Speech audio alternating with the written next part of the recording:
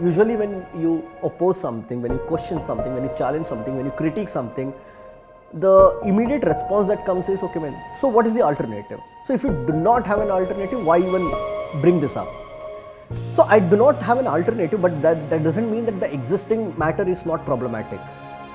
So it's important to ask those questions, and the answer probably we may not have right now, but we can find out an answer collectively.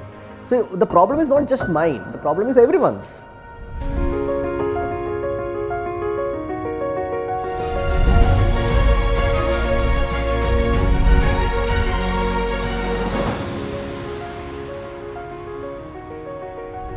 My name is Samvartha. I go by the pseudonym Sahil. I'm based out of Manipal, a small town in coastal Karnataka. What appealed to me, be it literature, be it any other things which I've been engaging with, be it reading or be it writing, is actually expression. Things which are not largely spoken about.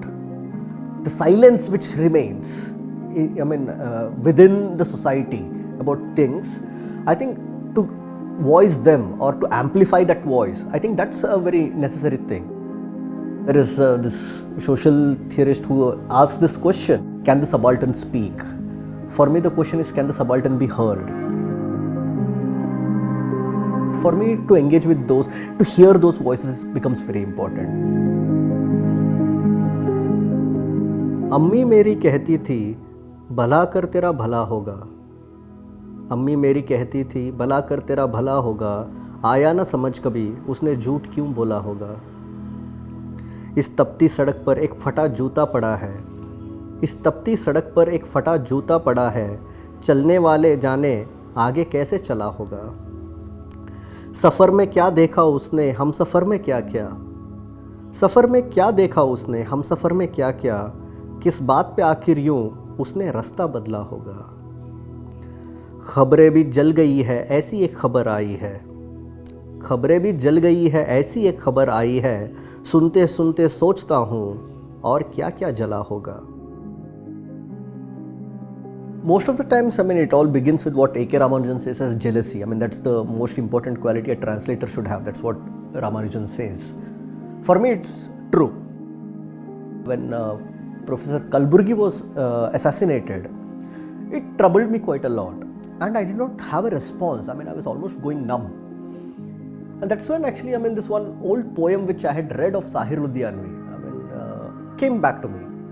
It was like, it says, "ऐ रहबर मुल्को कौम बता, आंखें तो उठा नजरें तो मिला, कुछ हम भी सुने हमको भी सुना, ये किसका लहू है कौन मरा."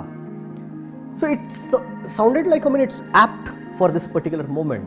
And because I was not able to express anything, this became an expression for me also. So I immediately translated it, very immediately. So I translated it as something like, ದೇಶ ಧರ್ಮದ ಭಕ್ತನೆ ಕೇಳು, ಕಣ್ಣಲ್ಲಿ ಒಮ್ಮೆ ಕಣ್ಣಿಟ್ಟು ನೋಡು, ನನಗೂ ಕೇಳುವಂತೆ ಒಮ್ಮೆ ಉತ್ತರಿಸು, ಇದು ಯಾರ ನೆತ್ತರು, ಇಲ್ಲಿ ಯಾರು ಸತ್ತರು. So sometimes it's an urgency of a moment.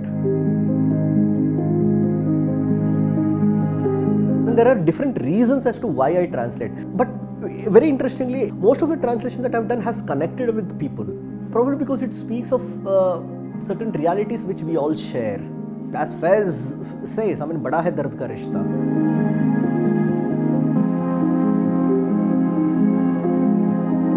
According to me, my most significant work is actually the translation of Nagaraj Manjule's poetries from Marathi to Kannada. It's called Bisilina Shadyantrada Virudha.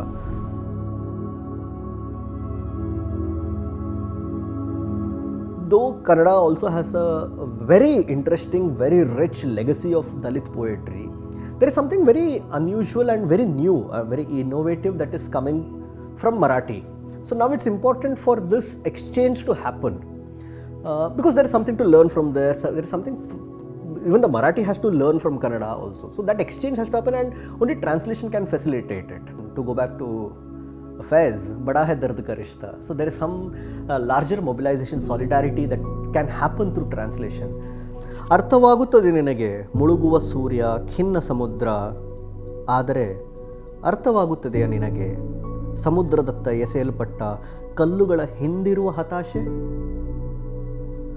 ಓದಿರಬಹುದು ನೀನು ಕಬೀರ್, ಮೀರ್ ಎಲ್ಲರನ್ನು, ಗಾಲಿಬ್ ಸಹ ನಿನ್ನ ಅರಿವಿನ ಭಾಗವಾಗಿರಬಹುದು, ಆದರೆ ಅರ್ಥವಾಗುತ್ತದೆಯಾ ನಿನಗೆ ತನಗೆ ತಾನೇ ಪಿಸುಗುಟ್ಟುವ ಜನರ ಅವ್ಯಕ್ತ ತುಟಿ